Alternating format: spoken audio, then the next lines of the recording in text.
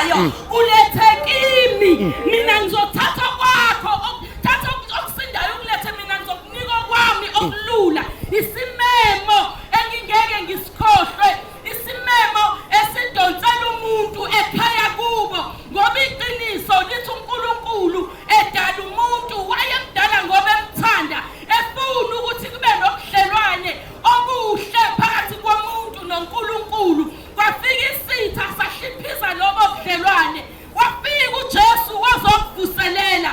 Kodwa inkinga masevuselela uJesu sekunika umuntu ichoice yokuthi njengoba ubudlelwane sebukhona phakathi komuntu noNkulunkulu, umuntu uyayikhethela yena ukuthi ngifuna ubudlelwane bami bube buhle noNkulunkulu noma ngifuna ubudlelwane bami bube buhle noSathane. Into engiyithandayo ukuthi noNkulunkulu unalo ikhaya akubekele lona, ukuthi uma ngabe wamukele yena wavuma yena uyohlala kulo inaphakade. Yes. noSathane futhi.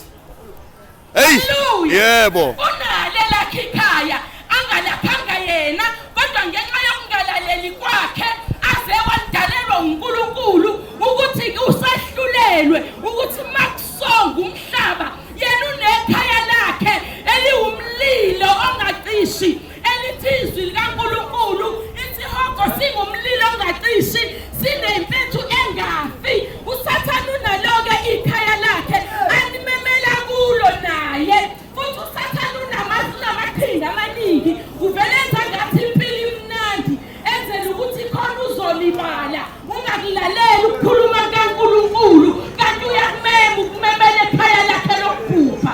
Namhlanje kuseni, haleluya, Hallelujah. nasi isimeme sivele ezulwini sithi zanini kimi Nina nonke nisindwayo nenikhatheleyo.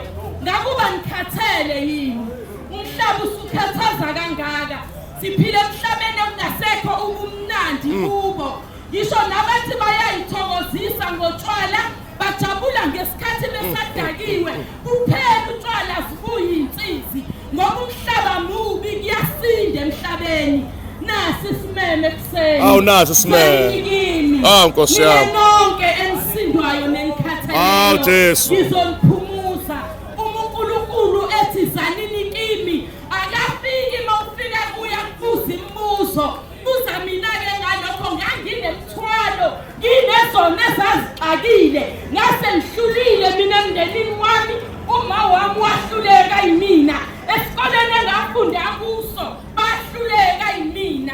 Kodwa mase kufika uJesu empilweni yami, akekho engakutshela ekhaya ukuthi sekufika uJesu. Kwaba yibona abangibuzayo ukuthi sekwenzekeni empilweni yakho, ngoba mefika uJesu empilweni yomuntu ziyaguquka izinto. Ayizaguquka. Hallelujah. Amen. Nalokhu wena ocabanga ukuthi akusoze kwalunga, ngiyakuthembisa ngikuKristu ukuthi meke wavumela uJesu empilweni yakho kuyolunga. Hey.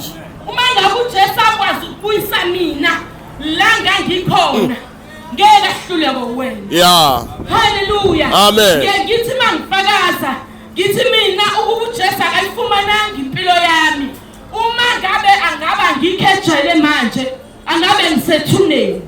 Kodwa uNkulunkulu emuhle wenza umusa ukuthi ngingafiki ejele, ngoba mhlawumbe ukufika ejele kwangeke unginike ithuba lokuthi ngimemeze ngale ndlela engimemeza ngayo. Hallelujah. Kodwa manje uNkulunkulu angenzela umusa ukuthi before ijele kuvele kufika uJesu.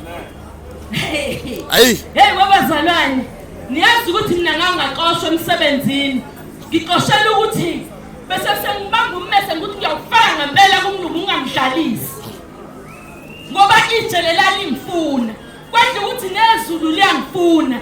Ngesikhathi ngigijima nommese, ungane wami ugijima emva kwami sephumula icathula, wenzela ukuthi ngingamuzwa. Mangithi ngiyawuphakamisa ummese ngithi ngiyawufaka, wawudonsa ujikijela laphaya. Kanti uNkulunkulu ufuna ukuphila kwami, akangifuni ngisejele, ungifuna ngingaphandle. Khona ngizomemeza ngalolu hlobo ngithi phendukani nonke, ngoba umbuso wezulu ususondele. Hallelujah. Hallelujah. Amen. Phendukani nonke ngoba umbuso wezulu ususondele.